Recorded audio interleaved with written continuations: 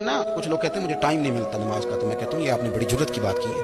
مجھے کو میرا پیر بھائی کہہ دینا میرے پاس ٹائم نہیں ہے آپ کو ملنے کا، تو میں کہتا ہوں آج کے بعد آنا ہی نہ۔ تو کیا سمجھتا ہے تو وہ بڑا آدمی ہے، تیرے پاس ٹائم نہیں ہے اور ہمیں ملنے کا ٹائم، موج کر۔ آپ نے اللہ رسول کو کہہ دیا ٹائم نہیں۔ اور عجیب فلسفہ ہے نا،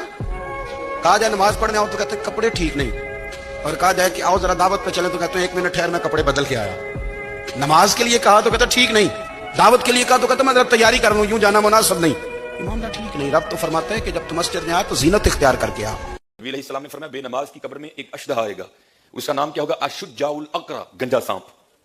نبی علیہ السلام نے فرمایا اس کی آنکھیں آگ کی ہوگی، اس کے جو ہاتھ ہیں وہ لوہے کے ہوں گے، اس کے ہاتھوں کی لمبائی کتنی ہوگی؟ حضور نبی علیہ السلام نے فرمایا ایک دن کی مسافت جتنی اس کے ہاتھوں کی لمبائی ہوگی۔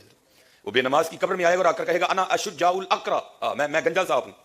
اور تو نے فجر نہیں نہ پڑھی تھی تو مجھے اللہ پاک نے تیری قبر میں بھیجا ہے، اور تجھے فجر نہ پڑھنے کے جرم میں فجر سے لے کر ظہر تک ماروں گا۔ اور حضور نبی علیہ السلام نے فرمایا جب وہ بے نماز کو ایک ضرب لگائے گا نا اپنے لوہے کی ہاتھوں کی، بندہ زمین میں دنس جائے گا،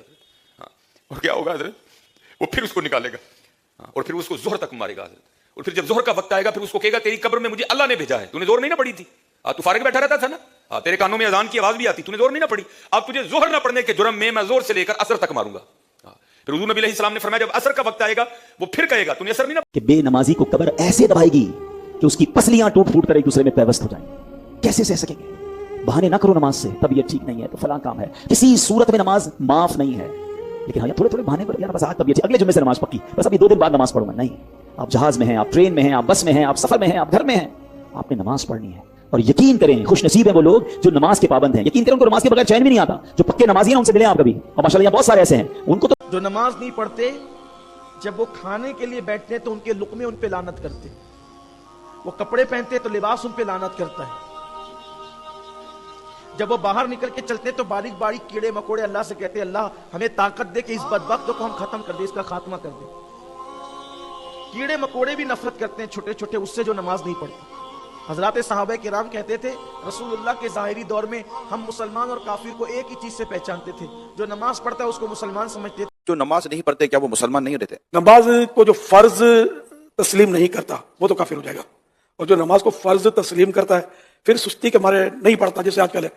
تو وہ کافر نہیں ہوگا، سخت گناہگار حضور علیہ السلام نے فرمایا کہ میں نے کچھ لوگوں کو دیکھا پتھروں سے ان کے سر کچلے جا رہے ہیں، اور پتھروں سے کچلنے کی وجہ سے ان لوگوں کے سر کیمے کی طرح ہو جاتے ہیں، کوٹ دیے جاتے ہیں پتھروں سے، لیکن تھوڑی دیر کے بعد پھر صحیح ہو جاتے ہیں، لیکن پھر دوبارہ ان کے سر کچلے جاتے ہیں۔ تو میں نے پوچھا جبریل یہ کون لوگ ہیں؟ تو کہا کہ یہ وہ لوگ ہیں کہ جن کے سر نماز کی وجہ سے کچل رہتے تھے، نماز جن کو بڑی بھاری لگتی تھی، اذان کی آواز سنتے